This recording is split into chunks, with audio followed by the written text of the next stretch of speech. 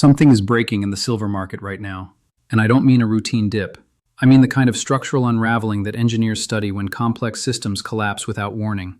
What is happening to silver this week is not one force pulling it lower. It is four forces feeding each other, each one making the next one worse than it would have been on its own. Before we go any deeper, I want to ask you something directly. When you look at a falling price, what is the first question that comes to mind? Most people ask, how far will it fall? But the smarter question, the one that actually helps you protect and position your capital, is this: why is it falling, and what would have to change for it to stop? Those are two completely different questions, and the answer to the second one is what this entire analysis is about. Silver has been under serious pressure throughout this correction cycle. After reaching elevated levels in earlier months on the back of genuine industrial demand growth, persistent supply deficit data, and widespread market expectations that the Federal Reserve would eventually shift toward cutting rates, the metal had built a compelling structural case for itself. Solar energy demand alone was consuming silver at a pace that many industry researchers believed would set new annual records. The supply side of the equation had been running structural deficits for multiple consecutive years. The narrative was real, and it was backed by physical data. But what happened in the final week of June 2026 was qualitatively different from anything this correction had produced before. The selling did not just deepen, it changed character. And that change in character is what makes this particular moment worth understanding with precision rather than with headlines. Silver drifted toward the lower $60 range after trading in the mid-60s earlier in the month. Some algorithmic forecasting tools updated their projections to target further downside before the end of June, potentially a seventh consecutive week of losses if early week momentum held. And while price action is the visible symptom, the real story lives one level deeper, in the mechanism that is actually driving it. What engineers call a cascade. 4 distinct failure points, each one amplifying the damage from the one that came before it. Now here's the part that most market commentary is getting genuinely wrong. Analysts keep pointing at individual headlines. A geopolitical flare-up here, an inflation print there, a central bank statement somewhere else. And they treat each one as its own isolated explanation. But that is not what this is. What is happening in silver right now is closer to what happens when a power grid fails. It does not fail because one component breaks. It fails because one component breaks, and that failure overloads the next component, which then overloads the next, until an entire system that appeared stable simply collapses under its own accumulated stress. In silver this week, that sequence played out almost textbook perfectly. Let me trace each step. The first failure point was geopolitical, and it came from a direction that few people expected. Switzerland, which had been formally designated as the neutral host for planned US-Iran peace negotiations, announced on Friday, June 19th, that the talks scheduled for that day would not take place. Those negotiations had been quietly anticipated by markets since a ceasefire framework first emerged in mid-June. Financial markets, particularly commodity and currency markets, had incorporated at least some probability of diplomatic progress into their pricing. Not a certainty, not even a majority probability, but enough of a probability that it was visible in the way oil had moderated, the way the dollar had softened slightly, and the way silver had held relatively stable on ceasefire-related optimism. When Switzerland made that cancellation announcement, the probability of near-term diplomatic progress did not decline gradually. It dropped to 0 in a single statement, on a Friday afternoon, heading into a weekend when markets are closed but algorithmic models continue running and institutional risk managers continue thinking. Oil responded first. The Strait of Hormuz, the narrow waterway through which a significant portion of the world's seaborne oil flows, sits at the center of any conflict involving Iran and the United States.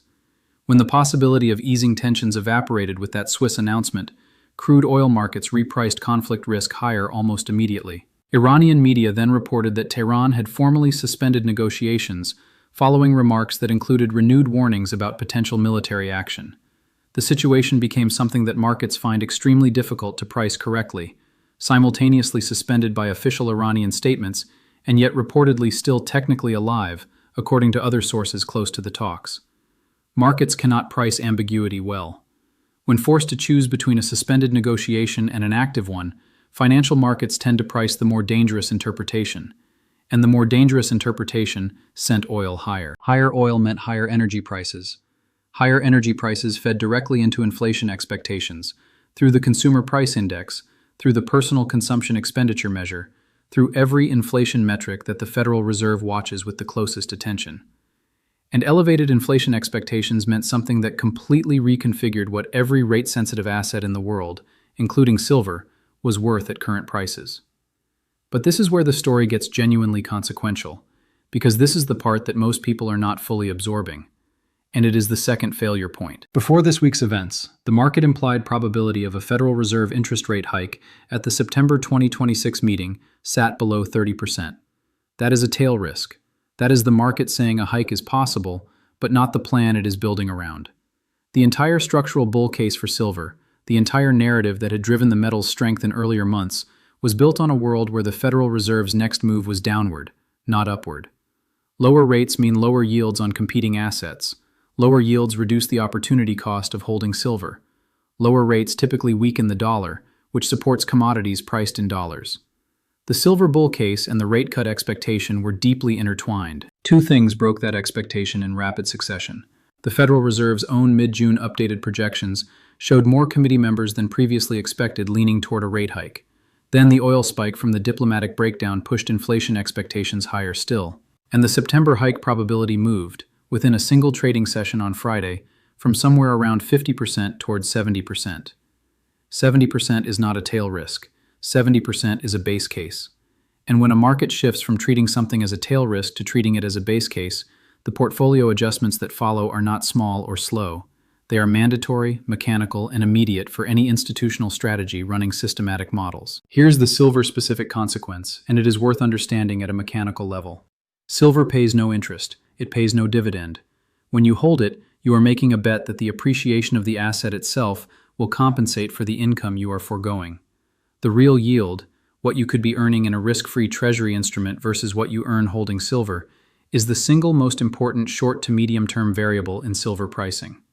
At a 2-year treasury yield pushing toward 4.8 or 4.9%, with a September rate hike priced at 70% probability, the question every institutional portfolio manager is asking every morning is whether silver's expected appreciation justifies the income they are giving up to hold it.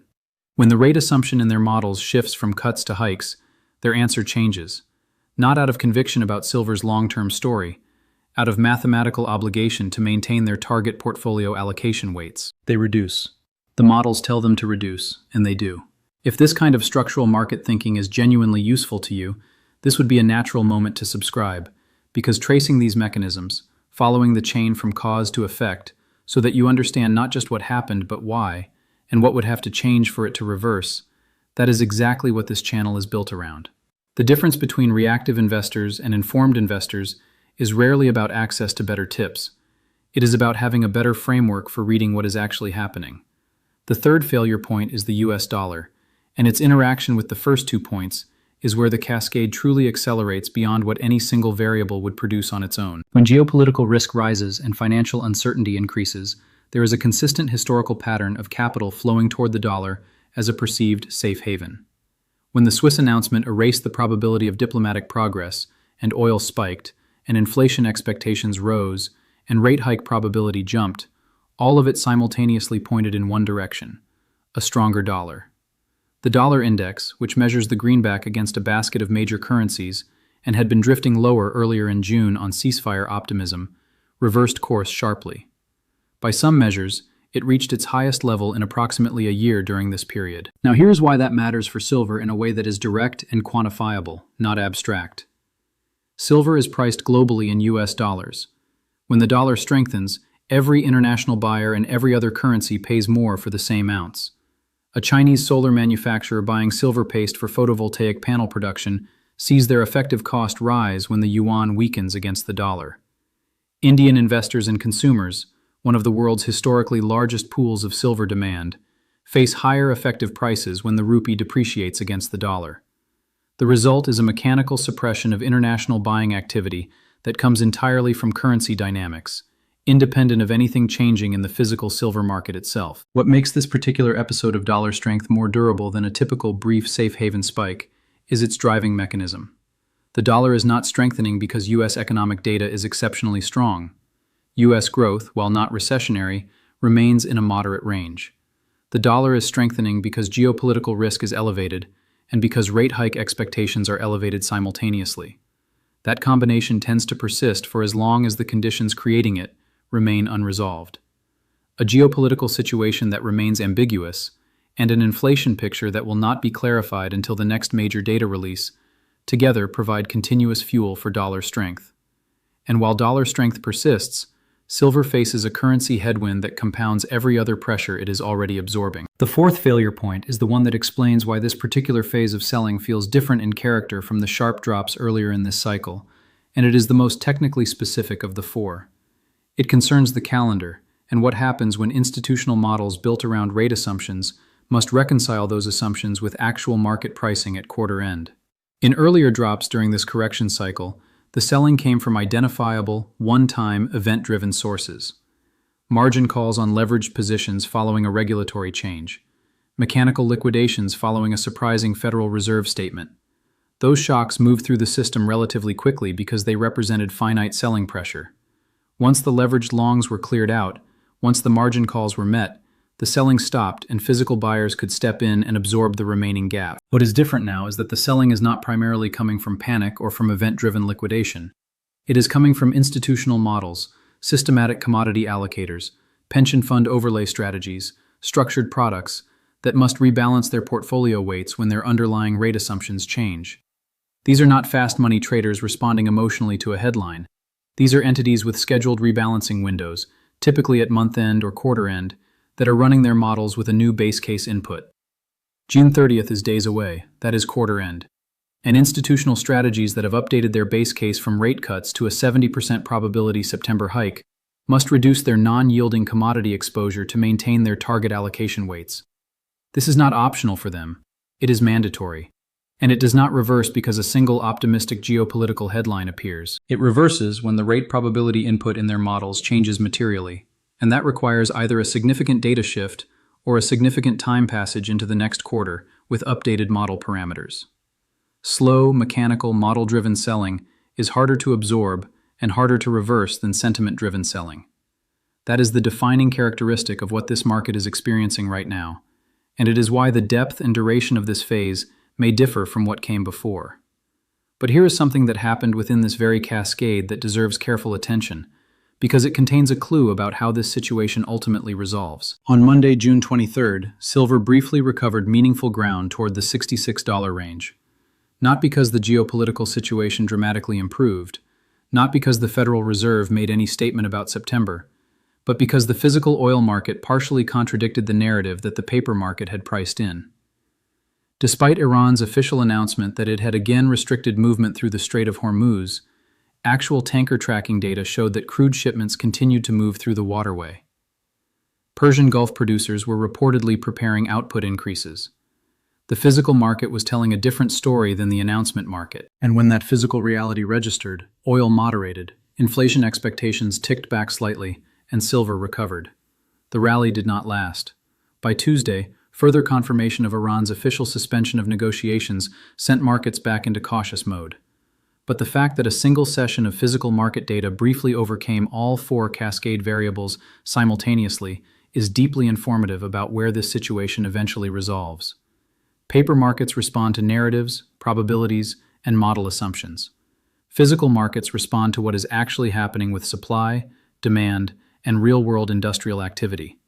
When these two price discovery mechanisms diverge significantly, history across commodity markets is very clear about which one eventually pulls the other into alignment. Now let's be careful here, because this is where financial commentary often becomes irresponsible.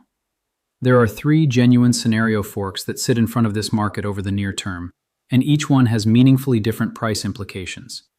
Understanding them is not about predicting which will happen. It is about knowing what data point to watch, and what the significance of each outcome actually is. The scenario that several algorithmic forecasting models appeared to be treating as their probability-weighted base case heading into late June involves the cascade continuing to accelerate. The key input here was the May Personal Consumption Expenditure data, the PCE, due on June 25th. If that reading came in at or above the 4.1% level that some forecasters were projecting, September rate hike probability would likely push higher, toward 80 or 85%.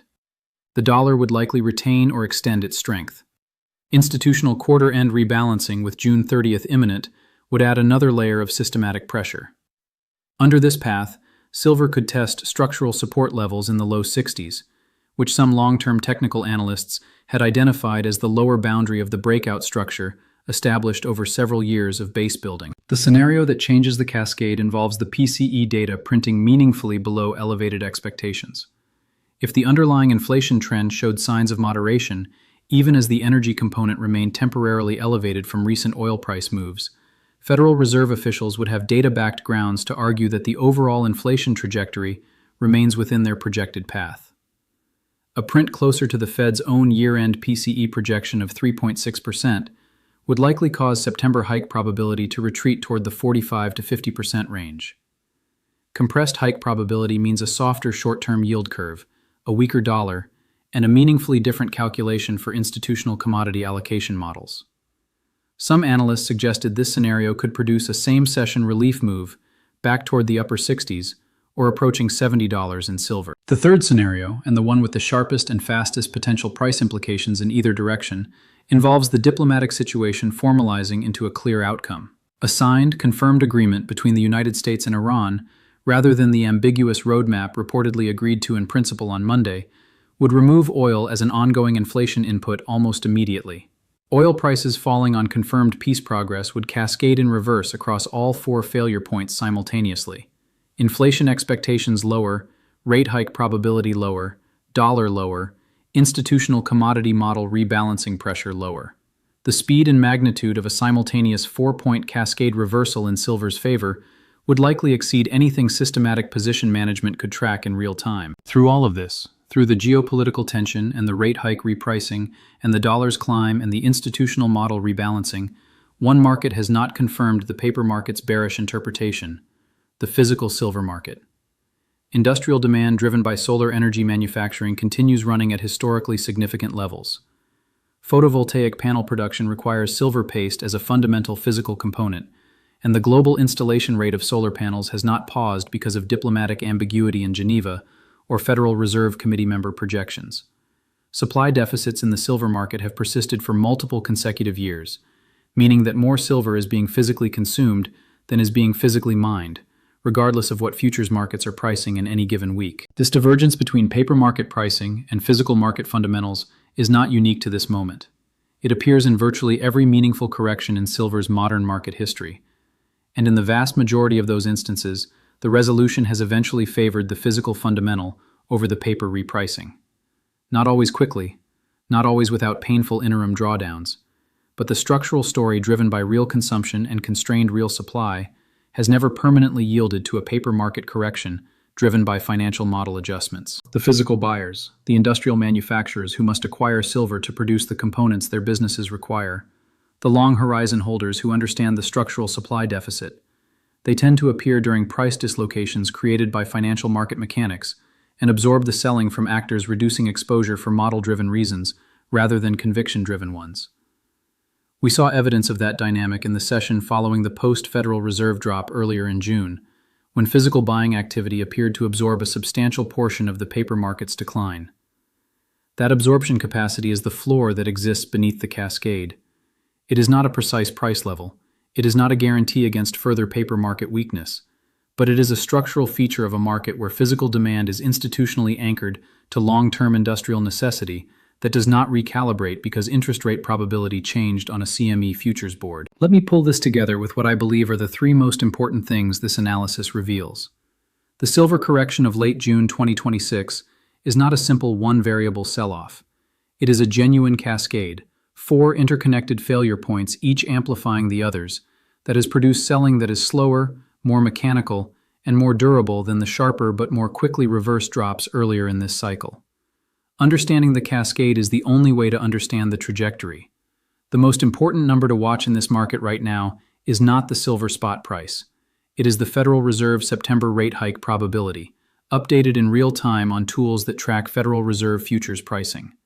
That probability is the input driving institutional model rebalancing, and institutional model rebalancing is the source of the systematic, non-sentiment-driven selling pressure that defines this phase. When that probability moves, the character of the silver market changes. The physical silver market has not confirmed the paper market's bearish repricing. Industrial demand, structural supply deficits, and the long-term drivers tied to energy transition consumption remain intact. This divergence historically resolves in favor of the physical reality, but the timing of that resolution involves genuine uncertainty. And genuine uncertainty in a market requires patience, risk awareness, and clear thinking about what you are actually positioned for. Now, I want to leave you with a question that I think cuts to something more fundamental than silver prices or interest rate probabilities. When you watch a market go through this kind of complexity, a multivariable cascade with 4 interacting forces and 3 genuinely different potential outcomes, what does your instinct tell you to do? Do you feel the pull toward waiting for clarity before making any decision? Or does complexity itself feel like a signal to you? And what does your honest answer to that question reveal about your actual relationship with risk versus the relationship with risk that you believe you have? Leave your answer in the comments.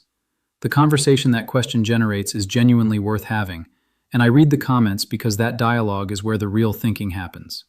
And remember, this is for education and discussion only, not personal financial advice. I'm sharing a way to think through the history, the market, and the ownership questions so you can make your own decisions with your own money and your own risk in.